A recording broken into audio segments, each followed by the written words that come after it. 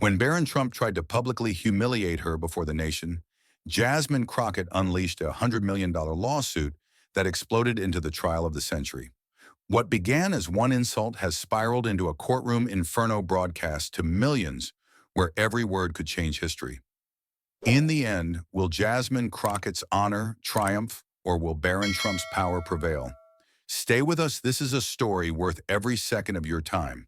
The chamber of the United States Congress blazed with merciless lights cameras, locked on every seat, broadcasting live to millions of Americans over 50 who sat frozen in front of their screens. Every cough, every shuffle was swallowed by the silence, the kind of silence that crushes the chest and makes the pulse race. Reporters leaned forward with cameras cocked, ready to capture the spark that would ignite the firestorm. The air was thick, suffocating, as if history itself was holding its breath. Then Barron Trump appeared, walking with a swagger that reeked of privilege. His smirk stretched wide, dripping with contempt, eyes scanning the room as though he owned it.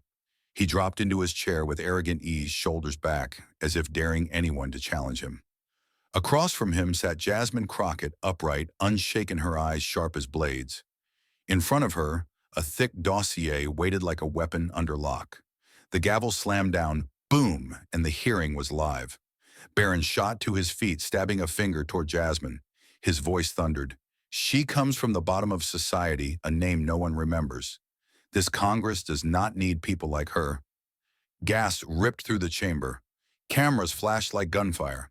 Social media detonated. The room shook with tension, hanging on the edge of an explosion. The room was still shaking from Barron's insult when the silence hardened into something heavier, almost unbearable. Every breath felt loud, every second stretched like an eternity. The camera zoomed in tight on Jasmine's face. Her eyes looked calm, almost unmovable, but inside them burned a fire that refused to be hidden. Viewers at home could feel it through the screen. Everyone in the chamber waited, paralyzed, desperate to see how she would answer such a brutal attack. The air was thick enough to choke on. Then, with the weight of 1,000 eyes pressing down on her, Jasmine rose from her seat. The movement was slow, deliberate, a controlled defiance. She reached for the microphone, her hands steady, her shoulders straight. Her voice came out low but unshakable, carrying across the chamber like rolling thunder. Honor has no price. But if anyone dares to treat it cheaply, then a price will be paid. The words echoed through the marble walls, sharp and final, like the crack of a whip. For a moment, the room stayed frozen, as though no one dared breathe. Then the reactions came. A few lawmakers tilted their heads and eyebrows arched, weighing her words. One or two even clapped softly, unable to hold back. Reporters surged forward, cameras firing bursts of light that lit up the chamber like lightning. The quiet that followed Barron's insult had broken into chaos, every sound charged with electricity. Barron's laugh cut through it all, loud, mocking, dripping with scorn. He leaned back in his chair, arms crossed tight over his chest, eyes locked on Jasmine as if she were a performer on his stage. "That's it," he sneered, his voice dripping with contempt. "A dramatic line for the cameras. I think you're just acting, Crockett." His words spread through the chamber like oil on fire, and his smirk only deepened the tension. The room split in two. Some thought Jasmine was reckless, far too bold for her own good. Others whispered that she had just lit the fuse to something bigger, that her warning was not a line at all, but the first shot of a coming storm. The energy in the chamber swung back and forth every second, heavier than the last. Jasmine sat back down, her gaze never leaving Barron's eyes like blades cutting through his arrogance. The gavel struck again to close the hearing, but the echo carried more questions than answers. One hung in the air, impossible to ignore. What price was Jasmine Crockett about to make him pay? The echo of the gavel still haunted the night when morning arrived like a storm waiting to break. Outside the federal courthouse in Washington, hundreds of reporters crowded the steps. Cameras lifted, microphones outstretched. The air was heavy, thick with suspense, as if the entire city was holding its breath. Then she appeared. Jasmine Crockett descended the marble stairs in a crisp black suit, her shoulders straight, a legal file clutched firmly in her hand. Every lens locked onto her, every flash sparked white fire across her face. This was no ordinary press moment. This was history in motion. The crowd surged as she stopped before the podium, the wall of microphones bristling like weapons aimed at her. Jasmine didn't rush. She scanned the sea of cameras, her gaze steady, then spoke slowly, her voice carrying the weight of a hammer striking steel. Last night I said honor has no price. Today I will make Barron Trump pay the price. I am officially filing a $100 million lawsuit for defamation and for the public assault on my dignity. The words cracked the morning air like thunder. The response was instant and explosive. Reporters shouted her name, questions overlapping in a storm of sound. Congresswoman, do you believe you can win against the Trump family? Why 100 million? What message are you sending to the country? The flash's blinded shutters clicked like rapid gunfire, each frame capturing Jasmine's unflinching stance. News banners ignited across cable networks within minutes. Crockett sues Barron Trump for $100 million. The trial of the century begins. The red headlines burned at the bottom of every screen, announcing that the battle had officially left the chamber and entered the courts. Then came Barron's counterstrike, not in person, but online. His tweets spread like gasoline on an open flame. A cheap play. I will crush her in court. Screenshots flooded every feed, his words dissected, replayed, mocked, and defended. His arrogance had not dimmed, but the very tone revealed his unease. The clash was no longer theoretical. It was a legal war, and the world was watching. Out in the streets, voices of ordinary Americans pierced through the noise. Local television captured interviews with older citizens, standing outside diners and community halls. One man with silver hair shook his head at the camera. That insult wasn't just against her, it was against all of us. She's doing the right thing. A woman in her 60s added through tears. Finally, someone stood up and said enough. Their words echoed across living rooms, striking deep with viewers who had carried scars of being dismissed for a lifetime. Back in the studios, the analysts wasted no time. On CNN, a panel of law professors debated fiercely, pulling up court precedents as if drawing swords. Dominion vs. Fox News, the massive $787 million settlement of 2023 flashed across the screen. One professor leaned forward, voice sharp. This is not merely personal anymore. This case will define the boundaries of free speech in America. The statement landed heavy, leaving no doubt what began as an insult had now transformed into a battle that could redraw the map of political discourse. The courthouse steps emptied slowly as Jasmine turned and walked back inside, her silhouette framed against the towering columns. The cameras stayed fixed on her until the doors closed. The nation held its breath again, knowing the opening shots of this war had been fired and there was no turning back. The courthouse doors closed behind Jasmine, and the next chapter of the battle began. Inside the federal court, the air was suffocating with tension. Every bench was filled, reporters packed shoulder to shoulder, their cameras raised high. The 12 members of the jury sat in rigid silence, their eyes locked forward, faces unreadable. Overhead, television crews broadcast every second live, the caption blazing red across the screen, $100 million showdown. Crockett versus Trump. It felt less like a trial and more like a national spectacle. Barron's attorney stood first, his tone polished, confident, rehearsed. He spread his hands toward the jury as if the argument was simple.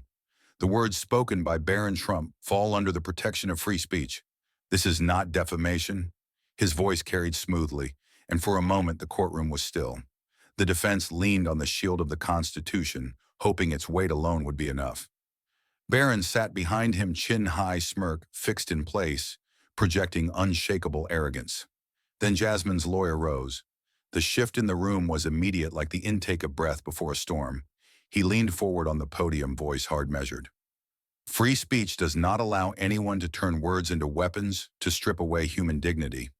When aimed at personal honor, it ceases to be free speech. It becomes defamation. Each syllable struck like a hammer, echoing off the wood-paneled walls.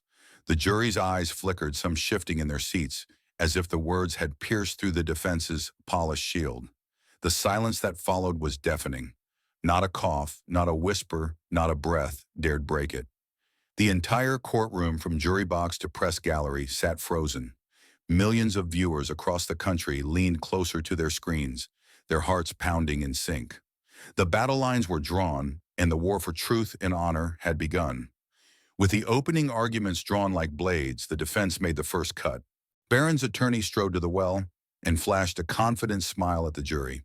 He spoke in a smooth, practiced cadence that tried to make outrage sound reasonable. "She is chasing cheap fame," he declared, tapping the lectern for emphasis. He angled a thumb over his shoulder at Jasmine without looking at her. The courtroom lights glittered off his cufflinks as if they were part of the argument too. Barron sat behind him and savored the performance, lounging with theatrical ease. He tilted his chin toward the gallery, enjoying the cameras like spotlights. Then he let the line fly with a laugh loud enough to sting. "She only wants 15 minutes of fame." The words landed like a slap designed to echo. Several heads in the gallery turned, and pens scratched a little faster. Jasmine's table did not flinch. They called their witness. Dr. Marcus Ellison, a Georgetown sociologist with 20 years of research on social stigma, took the oath and stepped up. His posture was plain, his voice steady, his notes thin, a contrast to the swagger across the aisle. "Class-based insults are not just rude," he began. "They inflict measurable harm on poor communities." He looked to the jury and added, "When power normalizes contempt, it widens the wound." He walked the jury through studies on stress opportunity and civic participation. People who are told they are from the bottom disengage from public life at higher rates, he said. Their health outcomes worsen, their trust in institutions collapses, and their children pay the price. He paused, letting the math breathe. "Words used like weapons do not stay on television," he concluded. "They travel into schools, hiring rooms, and courtrooms like this one. Outside, a sea of citizens pressed against the barricades, their voices rising in waves. Signs bobbed above the crowd reading, 'Respect dignity, honor matters, and we see you.' Local news vans hummed, capturing faces lined with years of being dismissed. Interview mics found elders who spoke without script. 'That insult hit all of us,' one gray-haired man said. 'She's standing for our names.' Inside again, tension ratcheted tight as drumwire. Jurors leaned in and scribbled. Every point from Ellison drew a new line of notes. Producers in the press row mouthed the battle for America's honor, while lower thirds flashed and refilled. The judge's eyes swept the room, restoring silence with a glance. The defense had thrown its punch. The record now carried the bruise. No one exhaled as the judge nodded to counsel to proceed. Barron drummed his fingers, but the swagger showed a hairline crack. Ellison's final line replayed on screens in the overflow room, clipped for noon broadcasts. Outside, the chant settled into a beat that seeped through the courthouse walls. The narrative had shifted, not a celebrity spat, but a test of how a nation speaks to its own. The jury kept writing, and the room braced for the next exchange. The courtroom had already been thick with tension, but when Jasmine's team called their next witness, the atmosphere shifted into something electric. The bailiff opened the side door, and in walked Daniel Harper, a former mid-level staffer from Trump Organization. He looked nervous, his hands clutching a folded piece of paper, but his voice steadied once he was sworn in. He leaned into the microphone and said clearly, "We were trained to humiliate opponents by attacking their class." This was not improvisation. This was direction from Barron Trump himself. The words shot through the chamber like a gunshot. Jurors froze, mid-pen reporters snapped upright, and the gallery gasped as if the floor had given way beneath them. The reaction from Barron was volcanic. His face reddened, his fist slammed against the defense table with a crack that made the microphones shake. "Cheap lies," he roared, his voice booming across the courtroom. "This is a filthy vendetta." His lawyer jumped to his feet, pointing furiously at Harper. "This man is seeking revenge. He was dismissed for poor performance. This testimony is a bitter attempt to smear my client." The judge banged the gavel for order, but the storm was already raging. Cameras zoomed in on Harper's face, calm now, as if unburdened by years of silence. Jasmine waited for the noise to settle, then signaled to the clerk. The lights dimmed, and the projector screen behind the judge flickered to life. A video appeared, grainy but unmistakable: Barron Trump at a closed-door meeting, leaning over a long table. His voice filled the speakers with chilling clarity. "Always hammer the point that she's poor, that she's weak. That's how we crush her in front of the public." Gasps tore through the chamber, followed by a tidal wave of whispers. Reporters fumbled to type the words into their live feeds. One juror covered his mouth, stunned, while another scribbled furiously in the margin of her notebook. Barron sprang up from his seat, his composure shattered. "That's a deep fake," he shouted, pointing at the screen, his voice cracking with fury. His chair toppled backward as he leaned across the table, shaking with rage. "This is fabricated. This is digital fraud." The room dissolved into chaos. Jurors leaned forward, straining to study the footage, while the gallery erupted in overlapping voices. The judge pounded the gavel again and again, calling for silence that refused to come. Then Jasmine's final move landed. She called to the stand Dr. Aaron Mitchell, a digital forensics expert recognized by federal courts. He adjusted his glasses, plugged in his laptop, and within minutes pulled up metadata, timestamps, and file integrity markers. His conclusion was swift and devastating. This video is authentic. It has not been tampered with. No signs of manipulation, no signs of editing. It is an original recording. His voice was calm, but every word fell like a hammer. The jury's pens moved in unison, filling pages with the weight of certainty. The silence that followed was deafening. Barron stood frozen, his jaw tight, his hands gripping the table so hard his knuckles blanched white. Around him, the press whispered the same phrase again and again: the smoking gun. What had begun as testimony now stood as irrefutable evidence. The chamber was no longer divided, it had just witnessed the moment the tide turned. The fallout from the video still lingered in the air when Barron's attorney tried to claw the ground back. He rose quickly, his voice sharp and cutting, desperate to shift the tide. "Ladies and gentlemen of the jury," he said, pacing before them, "this entire spectacle is nothing more than manipulation. Ms. Crockett has orchestrated a media circus. She is not defending her honor. She is exploiting this courtroom to sway public opinion." He jabbed a finger toward Jasmine's table. "This is not about justice. This is about her thirst for power. Don't let yourselves be pawns in her theater." Barron smirked behind him, nodding with approval, as if the dagger had finally found its mark. But Jasmine was not done. She rose slowly, her hands gripping a thin folder, her eyes steady. "If this is theater," she said firmly, "then here is the final act." She handed the folder to the clerk, who passed copies to the jury and the judge. On the screen appeared transaction records, cold, undeniable numbers. "These are bank transfers totaling $50,000, Jasmine announced. Money funneled directly from an account controlled by Barron Trump to a blogger hired to write smear pieces against me. The dates align with the weeks of his public attacks. The courtroom erupted, cameras clicking like machine gun fire. Barron's smirk collapsed, his jaw tightening as the documents glared from the screen like shackles. The judge's gavel hammered for silence, but the chaos was already history in motion.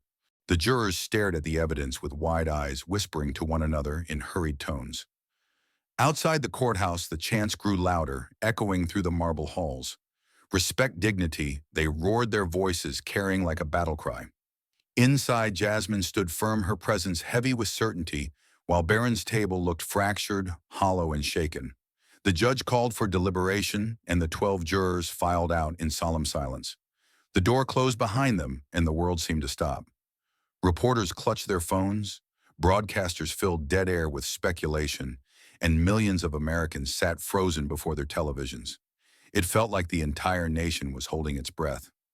Time stretched painfully, the clock ticking past 1 hour, then 2, then 3. Outside, the crowd waited in the cold, chanting, praying, refusing to leave until justice had a voice. Finally, the door opened. The jury returned, each face carved in stone. The foreman rose, clutching the verdict slip, his hands trembling with the weight of history. The courtroom went silent, a silence deeper than death. He cleared his throat and read, "We find the defendant, Barron Trump, guilty of defamation. He is ordered to pay damages of $100 million. The words fell like a hammer, sealing fate. Barron collapsed into his chair, his head bowed, shoulders sagging under the crushing blow. The arrogance was gone, replaced by defeat. Across the aisle, Jasmine stood tall, her eyes blazing with unbroken fire. Outside, the crowd erupted, their chants shaking the courthouse steps. Justice, justice, justice. The verdict had been spoken, and the storm had broken. Outside, the verdict rippled into the streets. Newsrooms erupted first, then the crawl bars on every network turned scarlet. Anchors called it the trial of the century. Chyrons slammed across screens in hard red, honor defeats power. Producers rolled looping clips of the gavel, the foreman's voice, and Jasmine's steady face as the words landed. Editorials appeared within minutes, op-eds drafted on the fly, headlines stacked like marching drums. In living rooms and airport gates, strangers read the same four words and nodded together. Barron left the building the way a storm leaves a city slow and spent. His face looked battered by defeat, not fists, the color drained from his cheeks. He moved between attorneys and security without a word. Eyes down, jaw locked tight. Cameras swarmed lenses, inches from his suit, catching the tremor in his hand as he reached for the car door. He did not wave. He did not answer, and the only sound was the shutters clacking like hail. The door shut and the convoy rolled away under a hail of unanswered questions. Jasmine emerged a few minutes later into a ring of microphones and raised phones. The crowd outside broke like a wave of applause, roaring down the steps and spilling into the street. She paused at the bottom stairs, shoulders square, meeting the lenses head-on. Flashbulbs sparked, but her voice cut through clean. "Justice has won in the battle for honor," she said, each word deliberate, unhurried, final. Hands reached toward her, not for touch, but in salute, and she nodded once in quiet thanks. Across the networks, the framing stayed the same, even as the faces changed. Commentators replayed the walkout side by side, the silent exit, the public stand. Newspapers rushed special editions with a single headline above the fold, "The Trial of the Century." On CNN, the banner refused to move, a red seal stamped across the moment honor defeats power. Cab drivers turned up the volume, bar patrons leaned into televisions, and families ate dinner in silence, letting the words sink. In a city used to noise, clarity rang louder than the applause. By nightfall, the narrative was carved in stone. Commentators could argue tone and tactics, but the takeaway was simple enough for anyone to repeat. Power had pushed, and honor had pushed back and won. Outside the courthouse, the chant faded into a steady murmur as people wiped their eyes and began to leave. Jasmine's statement looped on screens in storefronts and bus terminals: "Justice has won in the battle for honor." And when the sound fell away, the feeling stayed, a quiet certainty that the verdict meant more than money. On one screen, a still photo caught Barron's profile in shadow. His gaze lowered, the courthouse columns towering over him. On another, Jasmine stood in full light, her hands at her sides, the crowd behind her like a rising tide. The trial of the century. Honor defeats power. People listened. Justice had spoken, and the city finally exhaled. The roar outside the courthouse faded, but the impact of the verdict only grew louder as the days passed.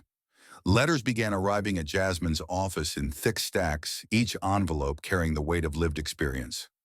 Many were handwritten on lined paper, words shaky but fierce. An older man from Ohio wrote, "When I was a boy, I was told I would never be more than the son of a janitor. Your fight was my fight. Thank you." A widow in Texas penned, "I scrubbed floors for 40 years, and people looked right through me. Watching you stand tall told me we mattered." Each line was a reminder that Barron's insult had not struck just one woman. It had struck an entire generation that carried scars of being dismissed. Those voices spilled into the streets, fueling a movement that took on a life of its own. Civil rights groups, churches, and community centers came together under one banner: respect dignity. Posters appeared on city walls, painted bold in black and red. Demonstrators marched with placards declaring, "Poverty is not shame." The chant grew from courthouse steps to college campuses, spreading across states like wildfire.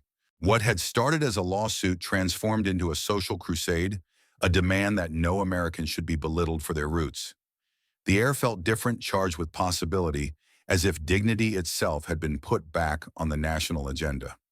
Inside classrooms, the ripple turned into doctrine. At Harvard, Yale, and Howard, law professors added the case to their syllabi. Students cracked open textbooks where Crockett v.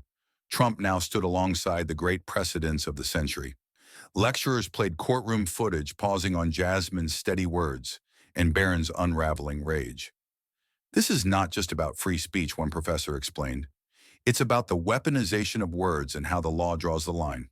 In journalism schools, the verdict became a case study in media power, how a single insult turned into a firestorm that changed the national conversation. Aspiring reporters wrote essays under headlines like, "When Honor Took the Stand." The message echoed far beyond courtrooms and classrooms. It was whispered in union halls, shouted in rallies, and printed in church bulletins. "Where you come from does not decide who you are," became a mantra for those who had lived under the shadow of class contempt.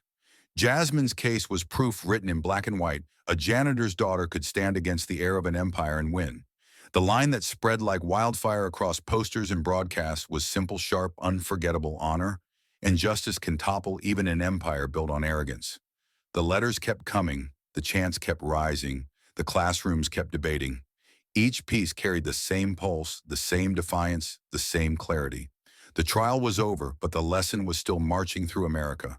Honor has no price, dignity has no bottom, and justice, when it finally speaks, can move a nation. The chants of justice had long since faded from the courthouse steps, but the echo never truly left the nation. 1 year later, that echo took form in the halls of Congress. The chamber was packed, lawmakers seated in tense silence, reporters poised to file history into headlines. The speaker raised the gavel and the vote tally flashed across the board. The bill passed with thunderous clarity, the Responsible Speech in Politics Act. Applause rolled through the chamber like an earthquake. The law required every public official to uphold a code of conduct against demeaning attacks on class, race, or dignity. For the first time, the government put into law what Jasmine had stood for in the courtroom. Words matter, and when twisted into weapons, they carry consequences. The chamber thundered with claps, and across America, living rooms erupted with cheers. A line was drawn not in the sand, but in the Constitution itself. The ripple spread into schools where a new curriculum was born. Teachers unrolled posters that read, "Respect differences," in bold lettering above chalkboards. Classrooms from New York to Los Angeles began a weekly lesson on empathy, civic duty, and the weight of words. Children recited stories of how words could wound or heal, turning case studies into role play, imagining themselves as jurors, lawmakers, or journalists. One teacher told her class, "We don't just learn math or science here. We learn how to treat each other with dignity." The children clapped, their young voices already carrying the conviction their parents had lived to see. What had once been abstract became a subject as tangible as history or biology: the ethics of speech. Civil society surged behind it. Nonprofits, churches, and advocacy groups joined hands in movements that used Jasmine's name as both shield and banner. The campaign Respect Dignity swelled into a national coalition. Community rallies unfurled across public squares, murals of Jasmine rising on brick walls in Detroit, Dallas, and Chicago. Slogans painted in bold colors shouted, "Honor is power and dignity cannot be denied." Activists told their crowds, "This is not Jasmine's fight anymore. This is our fight." And the crowds thundered back in agreement, voices blending into a single roar. Every chant, every mural, every rally was proof one courtroom battle had become a cultural revolution. The story was too large to stay inside America. International media carried it like wildfire across borders.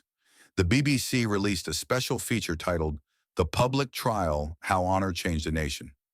Its documentary-style footage replayed Barron's sneer, Jasmine's unflinching stance, the eruption of applause at the verdict. Netflix took it further, dropping a global documentary simply titled "The Public Trial." The trailer alone ignited debates worldwide. Headlines flashed in London, Mumbai, São Paulo. "Can justice redefine politics?" Viewers streamed the series, holding their breath as if the verdict were still pending. For millions who had never heard Jasmine's name before, her story became a mirror for their own battles against arrogance and contempt. The contrast in legacies could not have been starker. Barron Trump, once groomed as a symbol of inherited power, became shorthand for arrogance defeated. His name carried the weight of mockery invoked as a cautionary tale in political cartoons and late-night monologues. Memes spread like wildfire, images of his smirk dissolving in the courtroom, captions reading, "This is what happens when power underestimates dignity." Once untouchable, he became the icon of collapse. His empire stood, but his reputation lay in ruins, studied as a warning, not a blueprint. On the other side of history, Jasmine Crockett became the face of a new era. Her name appeared on book covers, lecture invitations, and billboards advertising conferences on law and democracy. And then came the invitation that sealed her place on the world stage. The United Nations General Assembly extended its floor to her, not as a lawyer, not as a congresswoman, but as a moral voice. The chamber, with its iconic green marble podium, filled with delegates from every continent. Jasmine stepped forward, her notes clutched lightly in her hand. Cameras flashed, translators poised. She raised her head and declared, "Honor cannot be bought with money, but if protected by justice, it can change history." The words thundered through the chamber, echoed in 100 languages, and etched themselves into memory. Back home, those words were carved into murals printed on banners and etched into textbooks. Honor cannot be bought with money, but if protected by justice, it can change history. They became more than a slogan, they became a creed. Children wrote it in their notebooks, teachers quoted it at assemblies, activists painted it on protest signs. The phrase lived beyond Jasmine, beyond the trial, beyond Barron. It belonged to the people, now a compass for every struggle where power tried to silence dignity. The law stood, the lessons spread, the murals glowed. Barron remained a figure of collapse, his smirk remembered only as the moment arrogance cracked. Jasmine rose into legend, a reminder that even in a world built on privilege, honor had teeth sharp enough to bite through steel. And as history recorded it, the verdict of that courtroom was not just a legal win. It was the spark that reshaped a nation, teaching every American, young and old, that justice and dignity together could topple even the mightiest empire of pride. Thank you for watching until this moment, and for standing with us on this journey for justice. Your support means everything. Like, subscribe, and turn on notifications so you never miss what's next. And we'd love to hear your thoughts. Leave a comment below and let us know what moved you most in this story. Together, our voices make a difference.